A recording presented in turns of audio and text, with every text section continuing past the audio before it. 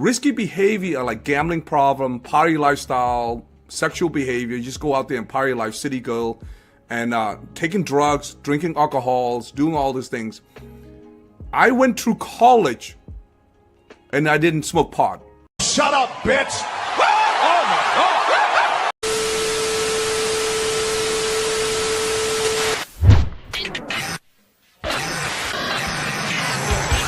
Ryan, why don't you pull up Amazon's margins real quick? Well, yeah, I'd have more of a grin on my face than Stephen Hawking on Epstein's Island. I'm off as a smug cock when he said that. Wow, fiscal philosophy, you're not very smart at all. You screw up, cash flow kings.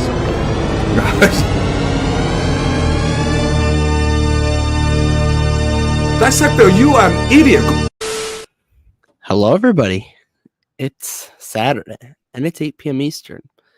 And it's Saturday, 8 p.m. Eastern, you could be doing a wide range and type and variety of activities you could potentially be doing. Now, a lot of risky behaviors. Yeah, a lot of risky behaviors, some inappropriate behaviors. Fiscal, what are some of the activities and behaviors you could be doing at Saturday, 8 p.m. Eastern that you aren't doing at the Cash Flow Kings? The drink alcohols, city girls, party lifestyle. Yeah. Those kind of things. Yeah, those kind of things. But here on the Cash Flow Kings, we do real man's activities like talk about investing, how to not get margin called, how to not get completely obliterated and your life savings completely wiped away with a 4% year-to-date market correction.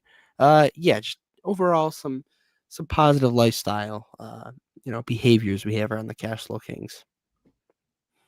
You could say that again. Now, by the way, everybody, for last week, if you missed out, we had we didn't plan for it, but Blake wanted to show us this new company, and it was very interesting. We all three of us had separate pitches that we did. Of course, members only. You have to pay for it, $2 a month. You think we're going to give you that kind of value for free? You'd have to be crazy these days. But yeah, $2 a month. Become a Cash Flow Kings channel member. Give us your money. We take your money, pride, and you get a little value in return. But yeah, we had a whole separate episode after. So it was definitely a ball. Yeah, for sure. And you get to find out about some of the potentially small caps, some 10 baggers that we're all looking at. Yep. And then after we get that money, we give it all to StreamYard. Of course, yeah. Hey, that's a question mark. I mean, we could, And wow, we already have the chat going up here. Joe wants Stan on, and we are the channel of the people. So, oh boy, do we do it with Craig on? I don't know. It's kind of like throwing him into the wolves. Why not? He can watch from backstage. $2 a month. Okay, you get the monkey dance. But no. Who else? Who else should we have on when times are tough, when the market is crashing? Who else but, as the SCHD Stan, as the kids call you? What's up, guys? What's happening? Are we selling? Good to see you. Are we, we're selling it all right now? Are we being fake man's investors? Not me, man. Not me. No way. No how. You know that. Yeah. So, because I assume there's actually the one question I've been wanting to ask my friends who have SCHD. Year to date, compared to like SPY or the Qs, how's it doing? Like, is it holding up pretty well? I would imagine. Yeah, well, year to date, like SPY's down almost 5%, right? And SCHD's up 1.86%. But I thought it always underperformed the S&P 500. Exactly. What the heck is going on here? Yeah, finance guy told me that on Twitter. People told me this. I don't understand. Yeah. No, it's wild, man. Like when things are good for growth, things are great, but things can change very quickly. And SCHD does okay in great times and much better in bad times. And like I always say, over long periods of time, it still gets you like that 8 to 10% that you'll get from the S&P, just in a different way. So long periods of time, it all kind of bounces out, right? But it just looks like it's lagging so much during the really growthy times. But things really do balance out over the long run. Yeah, I'll say I'm the turntables. I'm very happy to have my 10% SCHD allocation for anybody that's been on my arse like the last year and a half or whatever this bull run has been. You know, Right. I'm And I happy think, to have and people also got to remember, hey, when the bull run starts again, SHD will probably pull back a little. But like I said, it doesn't, you can get your 8% by going up 12, up 2, down 3, or, all these different ways. Or you can go up 20 for 2 years and then down 15 and then up 10, you're going to get there the same way. I'm sorry, you're going to get there different ways, but it's in the long run, it's very similar return. So, yeah, I mean, it feels really good right now, but we'll have laggy times again. But you got to just ride with it. This is one that you don't sell because it's going to make you feel much better in times like this when things get rough. And yeah, and it hangs out pretty good when things are good too. So, and you still get that growing dividend all the time. Yep. Unless you own SHG also with a potentially bigger allocation. I'm not saying anybody here does. Definitely. No, I'm definitely enjoying the holding up, I guess, the defensive structure of SHD right now. Mm-hmm. We'll talk about that all tonight. But everybody, as per usual, we do have 2 new channel members. Seymour gifted one. Lincoln was the lucky Lincoln, I guess they call him, and also 0351 Kinch has became a channel member. So as per usual, Craig, you can opt to not do this dance.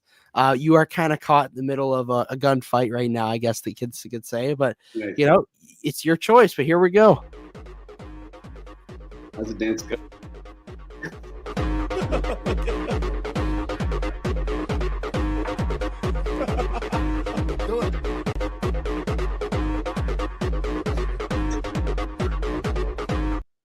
That's enough for one night. Thank you. The Seymour Duck gifted a membership too. Does that count for both? Yeah, it counts for both. Maybe at the end we'll do another separate one. Craig, I'm sure Craig's probably already tired from that. I'm winded every time. We have good conditioning here on the Cashflow King. I'm ready. I'm fired up, man. Let's do this. That's about all the cardio I can handle. I'm not afraid to dance. I'm not afraid to move. Why is that, Fiscal? Why is that all the cardio you can handle? Oh man, my cardio has always been just kind of trash. I mean, I can run, but like not for a long time. All right, let's see who's in the chat. We have Beater Stocks, Internet Warrior, Dan Weston coming in with a very hot topic to start the night. Can we appreciate how wrong Dividend Dude has been on Nike? We'll talk about Nike, I guess, to start off the show, regardless from Dividend Dude, whether he owns it or not, I guess. But yeah, Nike's definitely been on a bit of a struggle recently. It's what is it down now? It got to like the mid 60s. Like times it got worse recently. It got worse. It got worse. Did they report? Okay, they were down 4% yesterday. They're down at 63. Yeah, down 63. Over the last 6 months, they're down 28%. Year to date, they're down 14%. It's been ugly. Wow. Fiscal, do you remember when I sold my Nike at like $99 and we were talking about how that was a rough loss from when I initially bought?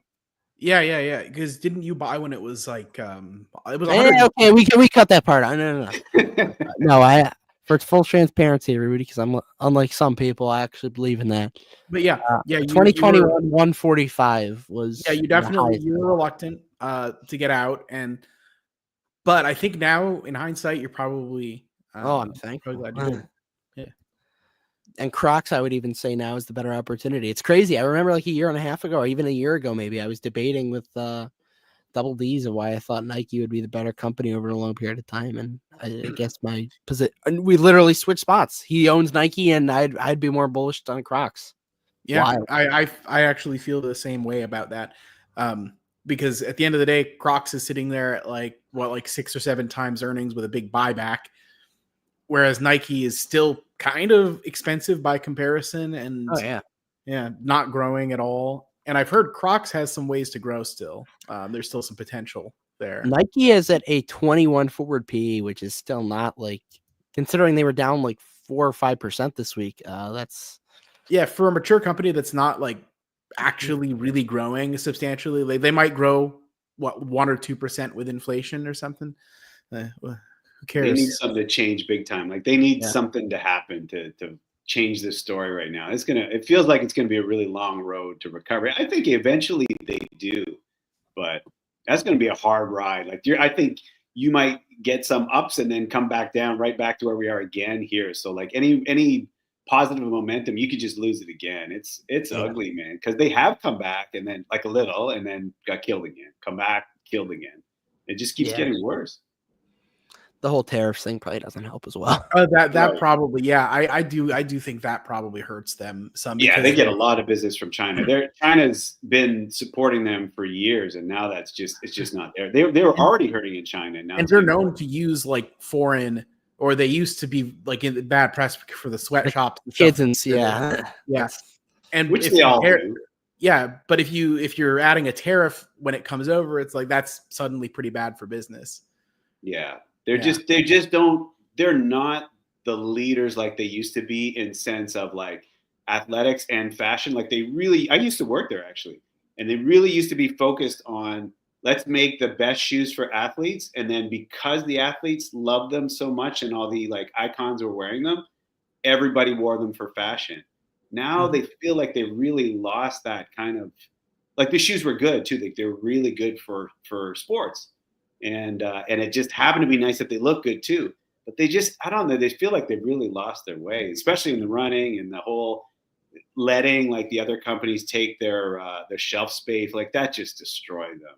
And it's going to take a while to get that back if that's the way they're going to go, which sounds like they're trying. I don't know. It's tough. When I was a kid, everybody wanted Air Jordans. Yeah. I think, you know what? I think they're still popular. Like they win that teen survey, or they're at the top of that teen survey still every year. I think I heard Dan Weston say if they don't win that again, or like at the top or wherever they are, they don't show up on that well, they're in trouble. That I agree with Dan. Like they could be in trouble because that seems to be, to me, I'm always like, well, hey, if the kids are still liking it, they've probably got something. Like my daughter is 13, like right in that age, and they still buying Jordans. They've got Converse, which is owned by Nike too, and it seems to still be popular. But of course, everybody's got Crocs too, right? Like talking about the Croc thing. I've always loved Crocs because they're the most comfortable, ugly pieces of thing I've ever worn, man. I love them, and I invested back in like 2019, so I'm up 160% on those shares. So I'm hanging on, man. Good times and bad. Even on the little dip recently, that's still impressive. No, I think Crocs, like my thing always with Crocs was like, I just question their brand longevity compared to Nike. And like now, I don't know. It's just if I like you put a weapon to my head, because we're not trying to get demonetized, weapon to my head, I buy a Nike or Crocs. I have to go with Crocs because of valuation, buyback, market share potential, just growth. So, what do you guys think? Like, how do you guys feel about that? How the story follows the stock price, right? Like no one's going to say anything good about Nike right now. They're getting killed. But say they did make a comeback, say it takes a year, and next year the price is up now 50% where it is. Now you're going to find everybody, oh, I was buying then, and I knew they were going to turn around, right? This could be the time when you buy a huge dip and it turns around, or it might not be, right? Like these are the times when because everyone says I would buy when it's that cheap. Why wouldn't you buy? This is why. Because it looks ugly right now, and this is how stocks look when things get ugly, and you don't want to buy when everyone's like, "Oh, in hindsight, I would have bought that." Right? It's not that easy. Yeah. So, my first instinct was to say, well, I think they still are going to have. I don't think there's anything wrong with their brand longevity. I think Nike, the brand, is going to be popular for decades to come, still, as it has been the last few decades. I think it's more just the valuation was silly in like 2021, and what wasn't though? Everything was right. So, yes, that's part of the story for so many companies. And it's just that they don't have like the growth to actually justify that, and I think the market was right to have it fall from there. And I don't know if it's appropriately priced now or not, but I think it's more of a valuation thing. More so, but like people are going to now have that perception, oh, the brand is dead and stuff. Well, no, it's just the stock price is going down a lot. The brand is fine as it ever was, most likely, and probably still will be fine into the future. It's funny because like let's say the same thing happened to Coca-Cola, you'd probably have the same like if their stock price suddenly fell, people would be like, oh, is this the end of the Coca-Cola brand? Yeah, it would be easy And to it's say like, that, right? They've no. had their run. They've had their 100 and whatever year run. It's time, move aside, right? Yeah. Yeah, that would be easy to say.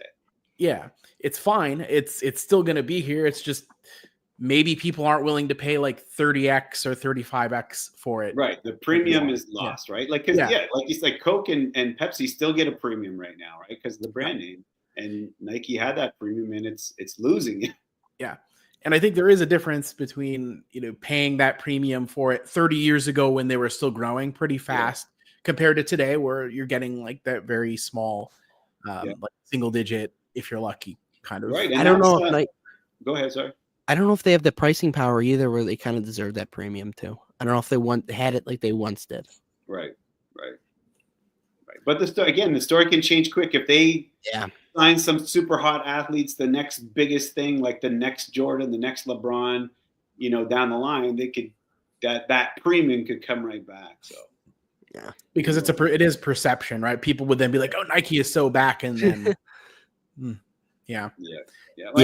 yet another reason why these solid SCHD type stocks and dividend stocks are worth holding on to, because you're not paying that premium. You're not riding that like need to have growth, because growth is great when it's going. But as soon as there's a little nick in that armor, that story can run out really quick, right? Things change very quickly. So nothing wrong with growth as well. Like I invested in it too. Like if you're able to ride that roller coaster, good for you, because that will work out in the long run too. You just got to stick with it. Whatever style you take or balance of both growth and dividends sort of thing, just stick with it. Don't run scared when things get bad, right? You really do got to find the good ones and buy them when they're down. Hang on. Yeah. If you get, for those in the chat who think that dividend dude is insufferable now, imagine if Nike did go up 50% one year. Just saying. It would be, Dan Weston would not be a happy fella. I'll say. So is Dividend Dude a friend of the show or not a friend? Dividend Dude is a friend of the show. We are a neutral ally. We like to, we poke fun at all sides here on the cash flow. Gotcha. I know. I never know sometimes with you guys, right? Yeah. There's a him and Dan Weston have also a friend of the show. They're feuding, so we have to be neutral. Yeah. But I love it. No, I like that you guys, you call people out, friend or foe, you call them out on, when you call it like you see it. That's fair. Yeah. Mm-hmm. Dan's a little old to be going after a fresh 19-year-old dividend dude, but that's okay. We support a good finance. Right. Dividend Dude, he puts himself out there a lot, so absolutely, I agree. Target, right? So you put your opinion out there, then into the public, then you sort of tacitly expect, like you have that expectation that the public may respond in whatever way they do to that opinion. And he does it in a way that attracts that attention. Absolutely. Right? Being insufferable, posting this. Yeah. Hey, I like the guy. I like his posts. I enjoy it. He knows what he's doing when it comes to Twitter. Exactly. Yeah, we really wanted a debate, but unfortunately, both sides cannot make it happen. It was hard to get it to come together. Also, I thought his Palantir posts every day were funny. Yeah, they were. Sometimes they'd be a little, it's like, are we still doing this really? But when they were gone, you get a little sad. You miss the good old times. That was also when the market was going up. I secretly own a few hundred shares of Palantir, actually. Nice. For real. Do you mind sharing the cost basis? About $20. Oh, okay. Yeah, I bought them back in the day and just like forgot about them. Like just held on. Yeah, it's fun when you forget that you had something that's worth thousands of dollars, right? Right. Well, it went down a lot. It went down while I had it at 20. It went down to 5 or something. Oh, right? So you got it before that. So I actually picked it up when it was like literally down there in the like mid single digits, like $6. It was a little frisky 100 shares I picked up. Yeah, and then have since sold off. But I'm a swing trader. What do you want? Yeah, no, I really should. I really should sell them, but I have them stuck in like covered calls. And Farm that premium, buddy. Farm it. So, and I'm like, if I lose it, I lose it, right? But it's just going. I'm having fun with it. It's like it's like that feels like free money that could just disappear anytime, right? You're playing with house money. Yeah, It's fun. That's the sweetest time at the casino.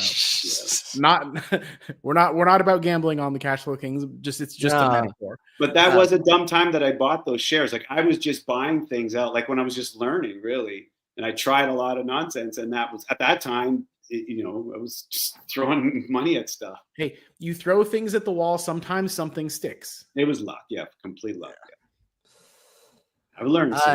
Dan, you do make a very good point here that I forgot to put out. Which, if you're saying that the stock is a buy or sell, you're up for criticism. Yeah, very fair. Yeah, and honestly, so my perspective is like I want, especially on investment ideas, I want both sides. I want people to, if they agree, say why, or if they disagree, say why, because that's how you learn. Never forget the MPW phase, Fiscal. The MPW, even though we still own it, like the when MPW is really like the sentiment was low, when Dividend was going after you. Yeah. By the way, I'm green on. I was down like 66% or something at one point, and I'm green on it today. So that just goes to show you dollar cost averaging and diamond handing, I guess. Yeah. Speaking of stocks down 66%, Fiscal, High Tide's been on a rough one recently. Yeah, but it's a small cap, so and with it being Canadian, I think people just a little bit afraid of a recession there linked to the tariff situation, and the will they, won't they. The market hates uncertainty too, so there you go. A lot of that. Have you been accumulating? Yeah, me. Fiscal, because he's in High Tide. So, probably facing assignment on some cash secured puts at the 250 strike, but the effective basis will be lower because of the premium. So it is what it is. I think honestly, the business today justifies probably around $4 per share. So, like, I view any shares that get accumulated below that point as a good value. So it is what it is. Well said. Every time I hear you guys talking about High Tide, I think of that. There's a commercial where the guy, instead of saying Roll Tide, he says High Tide. High Tide. Every time I see it, I think High Tide. Yeah, that's great. We won't talk about the we won't try to pitch you on High Tide. We've done that enough. I've listened to a lot of it. It's not working on me. No, I don't get into things I don't understand or don't have any interest in. I don't have any interest in that. I'm Canadian. I'm more curious. I've seen the cannabis stocks like come and go, and it just, I want to stay away from that personally. I'm not into it. That's fair. Yeah, honestly, it's a sector, and that's full of garbage. Like the one ETF that has every company in the sector absolutely just sucks because most of the companies do suck. Right. Which one is that? MSNS? Yeah. Which, by the way, the psychos are now going to come comment about our downfall because they are very. There are some people are very passionate about that very awful ETF for some reason, and I don't know why. Find your LinkedIn. I followed it, so I still get like the alerts. Yeah, it's hitting new all-time lows like right now. Yeah, I've been getting, and that's because that is justified because most of the companies within are hot garbage. What isn't hot garbage, though, in my opinion, is Google. Do you have any of the Googs? Oh yeah, Google is my largest individual stock. Love it. So I'm a fellow Google whale. You, me, and Dividend dude, all Google whales.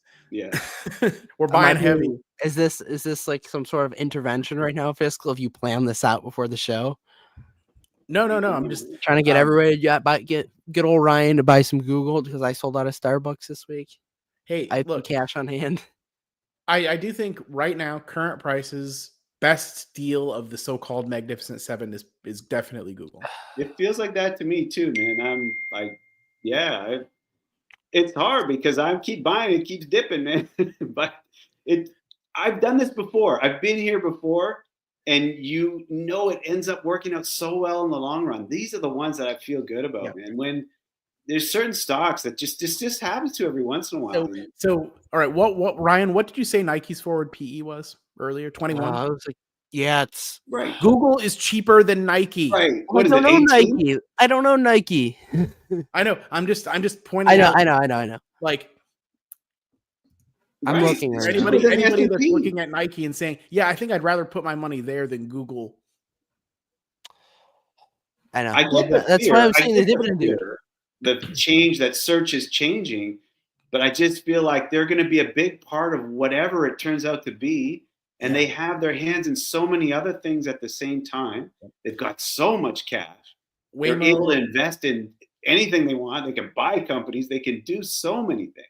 Cloud. Plus, by the way, they have a very robust buyback. I've looked at their diluted shares outstanding. It's a very like they're buying back like 2% a year on average the last few years. I think it was something like that, 2 to 3% maybe. Yeah.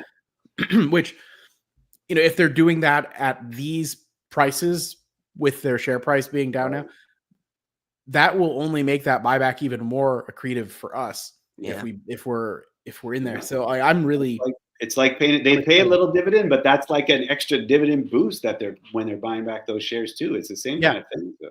Yeah, I would rather them just put all of it towards the buyback if the share price stays at this. The only thing that I don't like about buyback is easy to announce a buyback.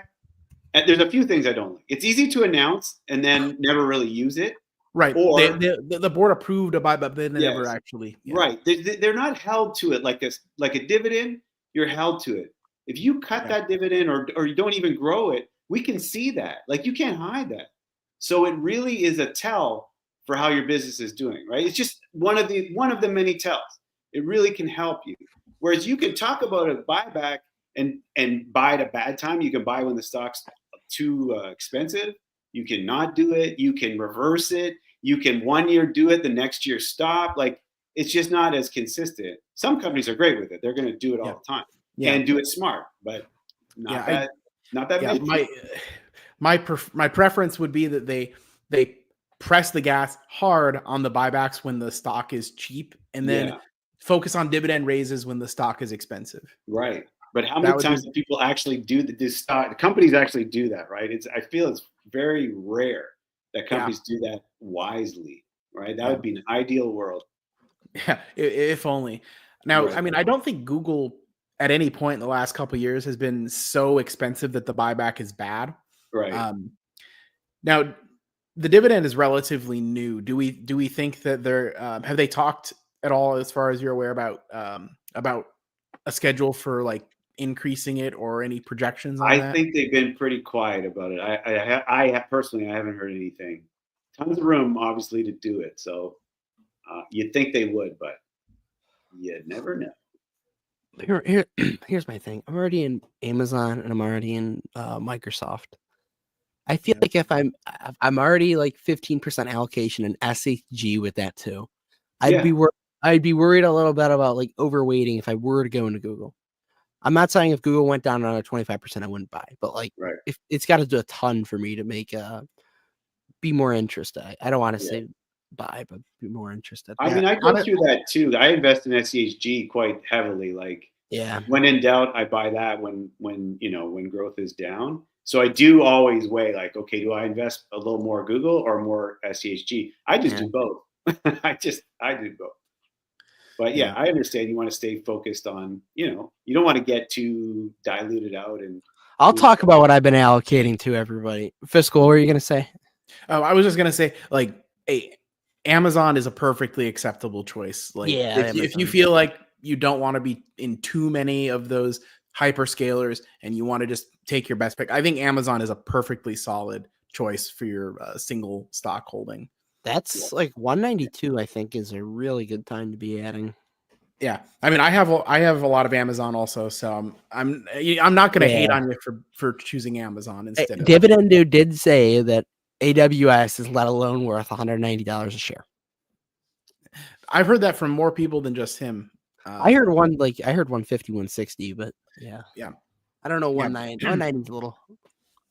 But I think also like Google, I've heard that the new Gemini like, what is it, 2.0, 3.0, whatever version it is, the new one that they were just talking about, I've heard it's pretty remarkable and can do a lot. So yeah, and then the price went down. It comes out and the price went down. So hey, go ahead. I'll just buy more. It's all right. Yeah, I'm buying heavy. The whales are buying. All right, so I think we should all talk about some of the more individual stocks that we've all kind of been allocating to recently. In anticipation, I don't know if Craig, what you think, if there's going to be a recession or whatever, or turbulence, let's just say, going forward, because that's probably going to happen. Fiscal, would you like to start? Is there any particular names that you think maybe the stock price or fundamentals could act inverse to a potential recession or tougher stock market? So I think there are some stocks that will hold up better.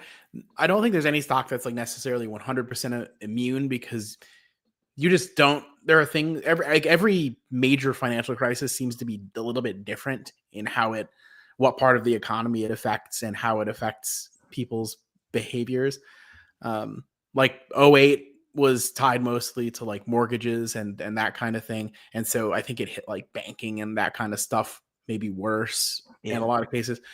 But overall, there are some companies that just generally do hold up better. And like, for example, I have a lot of BTI, which, British American Tobacco, it's a consumer staple, wide moat, consistent cash flow, pays a large dividend, isn't expensive as far as like your multiple and everything. And it also has the benefit, like European stocks are getting a little bit more love right now. In some cases, like the other European stock I have, Evolution Gaming, is also, I was going to say that one, yeah, holding up, like at least from where I bought it, a lot better this year so far than a lot of the stocks, the good ones, the American ones that I bought last year. Like, I don't know, Amazon so far this year has been one of my laggers. Still up from where I bought it. I'm fine with being a lagger. Yeah, it's fine, but I think it is like psychologically, it's nice to have a few names that aren't getting pounded as hard, and it's doubly nice if while they're retaining their share price, if they're also giving you some cash to deploy into some of the things that are beaten down. So I'm looking forward to some of those ex-dividend dates so that there you go. Yeah. The growth guy, huh? The growth guy's looking at these ex-dividend dates. No. Like, I'm the cigar butt guy. I'm the cigar butt method falling knives fair enough. guy here. Fair enough. Yeah. But yeah, so that's picking up some Evolution before the next dividend in like May could be a move. Maybe, especially like 75 right now. Now Uber doesn't pay a dividend, but that's another one that I think because of the sort of pricing power that they have on the one hand, they can raise prices when more people are ordering rides and few people are needing a side gig, or they can lower prices to entice more people in when they have a higher supply of drivers because more people need the money from side gigs. Like they have that sort of dual strategy that Arya was talking about. I think Uber probably holds up pretty well. And I think they've already been hit. They've come down so much, like they lost the premium they had. So sometimes I feel like some of those companies have already been knocked down a peg. They don't have as far to fall, right? And if anything, people still see them as undervalued. And I saw that when everything else dropped, Uber was going up because they got hit so hard. So they either held up or kept going up. So yeah, that's been a good one. Yeah, Uber, like I'm definitely close to allocating a lot more, like at 70 or 71. And hey, speaking of things that, I mean, they've taken somewhat of a hit, but Disney seems to be holding pretty well in like the high 90s. Okay, that's Disney. We were scheduled this week to make an appearance on the Order Crow 55, which is like it didn't end up happening, but they're like a Disney focused channel. And I'm curious to hear because like I've been seeing a ton of negative sentiment. Somebody in the comment section must correct me, but like I've seen a ton of bad sentiment regarding this movie. And I just don't know what to believe. So, listen, I can tell you, I just came back from it. I just Okay. took my kid. I just took my 9-year-old daughter to it and her 2 friends. They were cheering. They loved it. It doesn't matter what I think. I thought it was good. I thought it was fine. They were cheering and clapping. Like they loved it. That's what matters, right? So was it I don't woke? get. I can hear somebody, and it was fine. If you hadn't heard all the news and stuff, I don't think you would notice a thing. Like it wasn't. So if you just go to Disney, it's still like it's happening. There's people there. They're having a good time. Right. It's not. Yeah. It's over. It's so overblown now. I think now people are looking. They're looking for reasons to hate, and they're looking for reasons that there was no weird messages in this. Sometimes that's there. It wasn't. I don't know. I didn't see it. You know, I'm a diverse individual myself, so maybe that's why I don't see it like others do. But I didn't see any. There was no underlying like trying to make kids think this way or that, or it was pretty. Maybe they toned it down, but they did film that movie a while back too when they were still. I remember. More woke. But I don't even like the word myself. It's so overblown. It's just, come on, man. Yep. I don't get into politics. Like it's all bad. I don't like any side of politics. Either side. Hey, Disney's another one of those. They've got their 100-year track record. They've weathered many storms. Yeah. And I don't think that they're gonna go broke. Yeah, I just find it absolutely insane how many of these like Twitter pages like just openly will like spread misinformation and just slander Disney. Like somehow they get away with it. It's unbelievable. You know what I found was really interesting? So do you remember what started all the anger? They showed a picture of what they called the 7 dwarfs. And there were all these diverse people, right? And they said, oh, one's trans and one's this and one's that. Okay, I just watched the movie. I thought, and then they said, oh, they've replaced them with CGI dwarfs. Yeah, that's not the case at all. They had the CGI dwarfs, and then they still had those other characters. They were separate characters. I don't know if they did something after the fact, but they were 2 separate things, and they didn't. They were diverse in that one was a woman and one was black and one was Latino and one was white. But one was an actual dwarf. But it fit in the movie. It wasn't like jammed in there. Like that's where you're talking about. Like the narrative just gets out of control. Somebody sees a picture. Oh, look what they did to the dwarfs. They weren't even the dwarfs. They were just characters. Anyway. How dare the dwarves not just all be identical to each other? Unbelievable. Yeah. And the dwarves actually were, though. They might have done that. They might have reacted. The dwarves actually did all look the same with like a different beard. There was one Dopey looked different, like he was the young looking one, like the book, like the story. Yeah. Or the original cartoon. The other ones were hard to tell apart. They were like all the same little guy with a beard. Like one guy had a brown beard and one guy had a black beard and one guy had a gray beard. One guy wore glasses. Like if you take the classic animated film, Dopey's the only one I could pick out of a lineup for sure. Exactly. Yeah. And that's exactly what it was. So everybody in the comments is saying it's the co-star, this Rachel. I don't know her. Somebody. Well, she said she made some comments about women and whatever. Like men suck, women are awesome, kind of thing, and that got people all butthurt. It's like, dude, relax. I think there's one side that really will like that. Can we not handle a little criticism? Like, come on. Yeah, it's wild. It's people and they call everybody else snowflakes. That's it's exactly. That drives me nuts, man. But at the end of the day, it's still that doesn't affect the movie. Like whatever she said on the side, the movies to me is separate from that. I get it. Sometimes I get not wanting to support the things you like don't believe in and whatever. More power to you, and you're welcome to do that. But it's overblown to me, all overblown. Yeah, well, didn't mean to pull that one. Movies. They have made some crap movies, and that sucks. Oh yeah, don't make crap. That I'm all for. Don't watch crap. But if it's okay, it's all right. Yeah, okay. We're all. This is the comment section informing me on this. No research on. I don't know who to believe. But some of that chat is not safe for life and can't be pulled up. Yeah, but they want money. What can be? Yeah, that's very well said. CFK. Yeah, it could happen.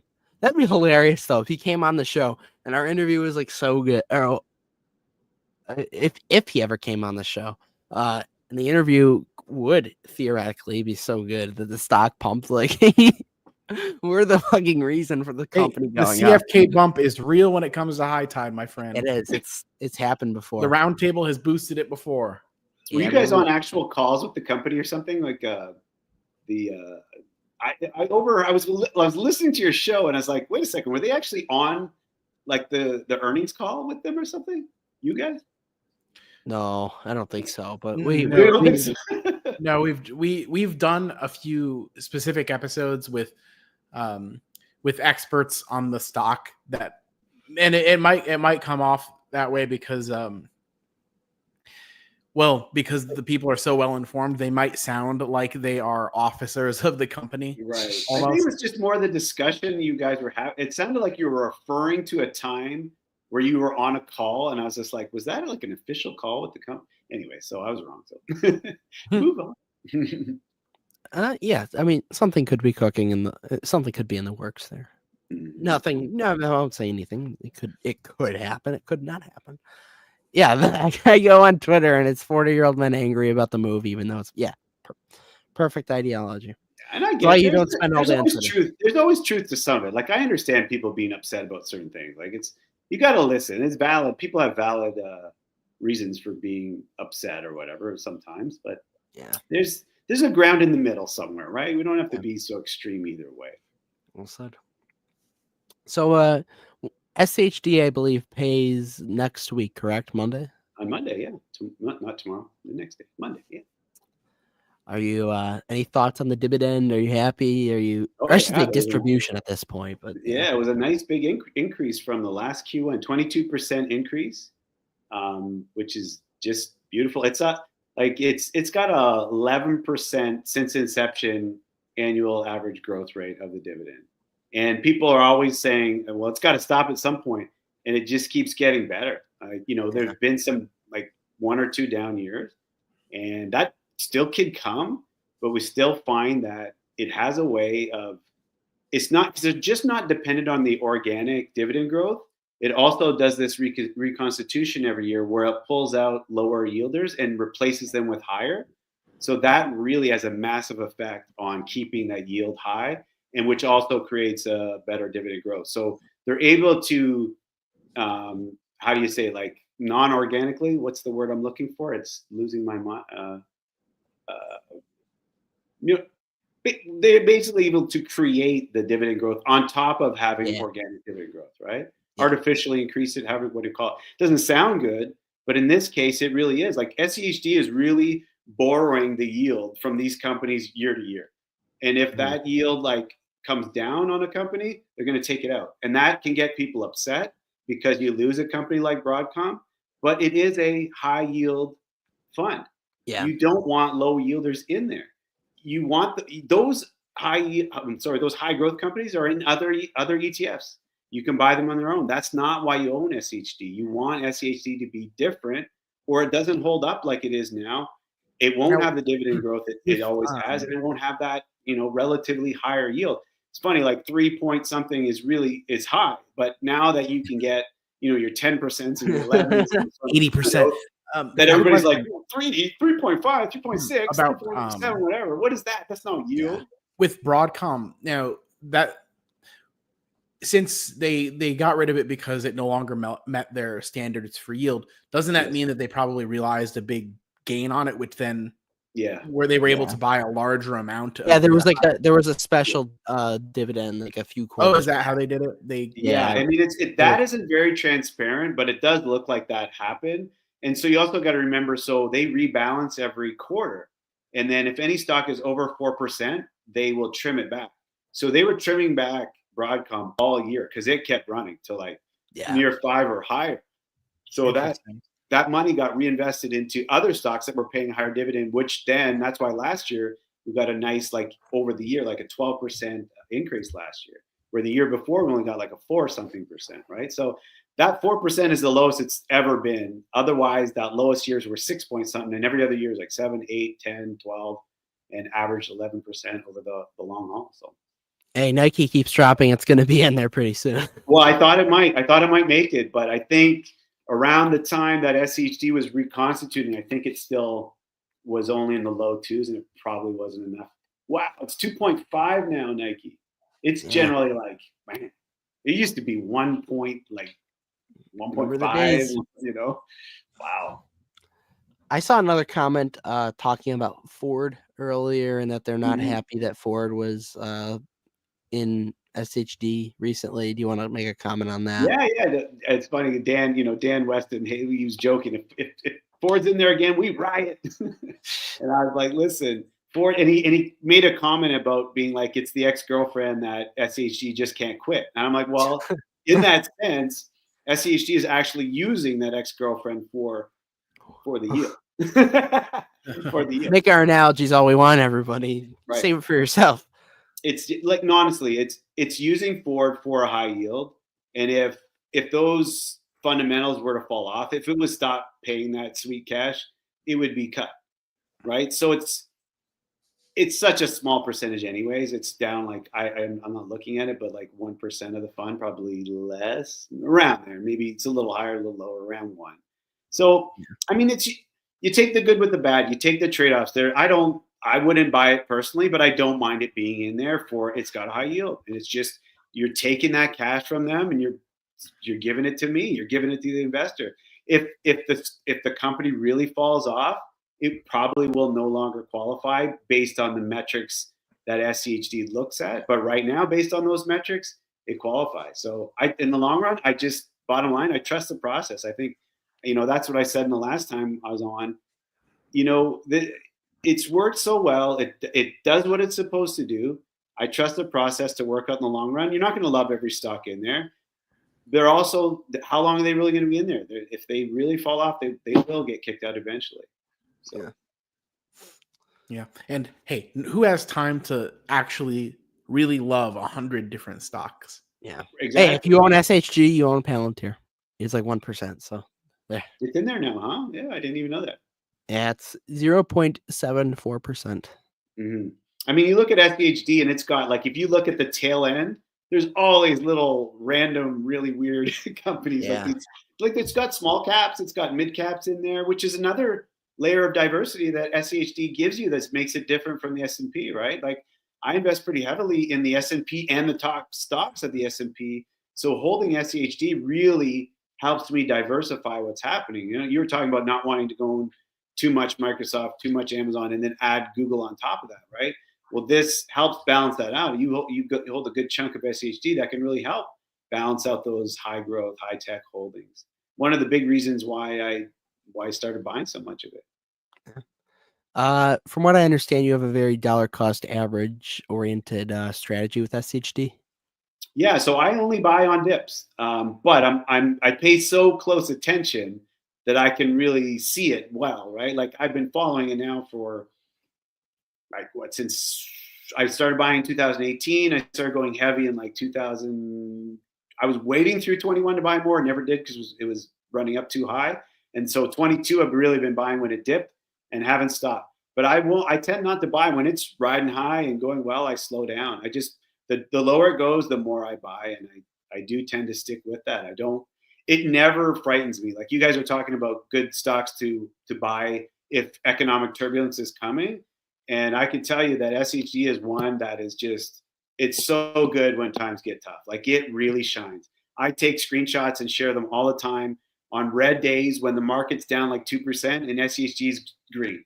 It's the only thing that's green and everything else is down. It's phenomenal. Like, it happens so often. It's not going to happen all the time, but it happens so much. And it's just like, this is what it's supposed to do. It's not going to fly up, but it's not going to crash hard either. Like, it just, in the long run, I've said it again, I'll say it again. It just works out in the long run. It balances out. Fiscal left. The Oracle got him. The Oracle has interfered. We'll give everybody in the comment section 10 more minutes for any last comments, questions, concerns. What do you think about Dividend Dude going heavy into Nike? I think his allocation's like 20% or something really high. Well, at least he's putting his money where his mouth is, right? Yeah, I can respect that for sure. I do too, because like I said, when I feel good about a company, you feel good about it. And when these are the times, if you think this is one of those times when a stock is mispriced, you really should. You got it. This is where you make your money. I mean, he could end up being wrong. He could end up being right. Yeah. You just don't know. Like we talked about that a lot. The story follows the price. So everything looks bad. When price goes down, all the stories are bad. So can be an opportunity. These are the times that ends up being like, oh, why didn't we all buy then? Why didn't we buy Amazon when it was $85? I bought some. When Google was $90, I bought some. When Meta was $89, I bought some.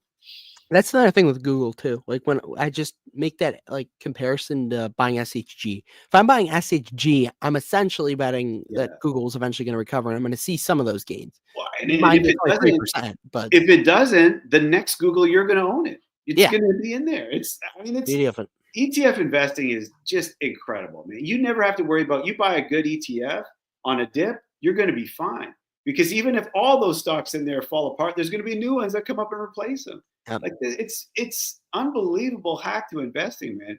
It's so good. Yeah. I don't think he has 40% Nike. That would be rough. That'd be a rough go around. See, I can't do with Nike right now. Like I'll buy the dip on a lot of companies, but I'm holding off with Nike. It does seem ugly right now. Yeah. I will make it. Yeah, I will make the. Yeah, absolutely. Like you got to think, like, especially for Dividend. This is what I'm trying to get to him. Do you really think that over the long term, 20, 30 years, do you really think Nike is going to outperform SHG from today's price? Right. He talked his talk and he said yes, but it's like, I just don't think that's the case. Unless we're going to hopefully, a long recession. Maybe you get a good swing trade opportunity out of it if it does get something that rise it up. But yeah, I would be. I'm buying SCHG right now. That's mostly what I'm investing right now. SCHG, SCHD, Google, some Microsoft is where, and a couple other dividend growth ETFs is where I'm focused on right now. When in doubt, SCHG, man, what a great one. Yeah, with SCHG though. My issue is like I look at a lot of, and I know this like won't make sense over the long term. Like I'll be fine long term, but you look at some of the companies in there, and it's just like Tesla, Apple. Like I just think these are just some of them are just incredibly overvalued businesses, but then there are also some others that are undervalued, so that like makes the it weights out at the end of the day. Yeah, it's going to be a roller coaster. It's hard. You know what gets tough is when the S&P is correcting like 10%, SCHD and the NASDAQ is going to be down 15%.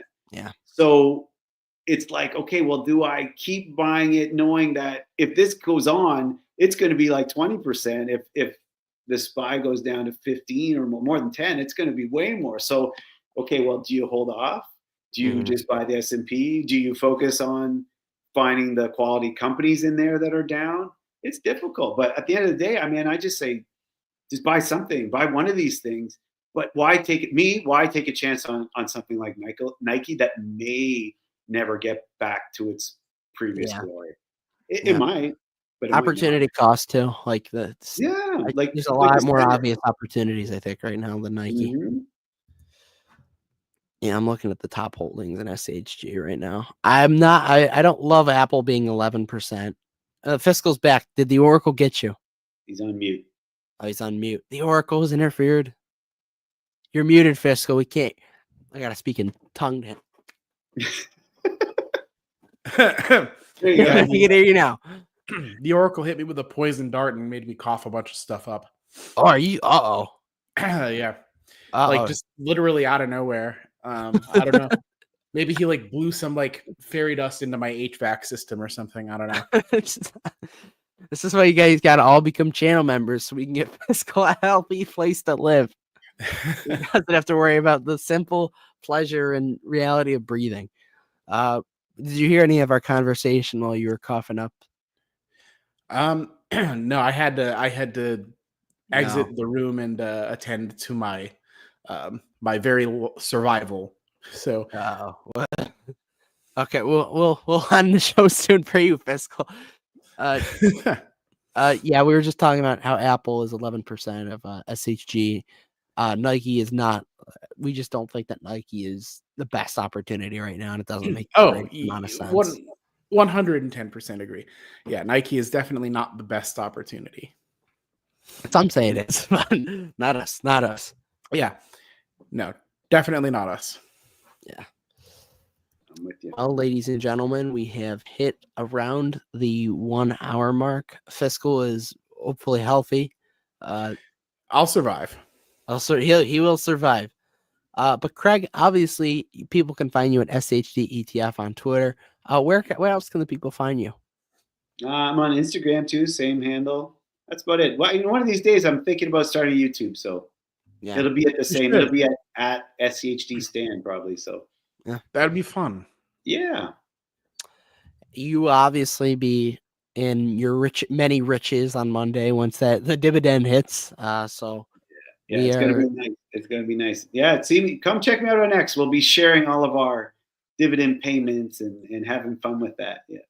we're gonna have so much money we may not even know what to do with it, and we're gonna say, please, please.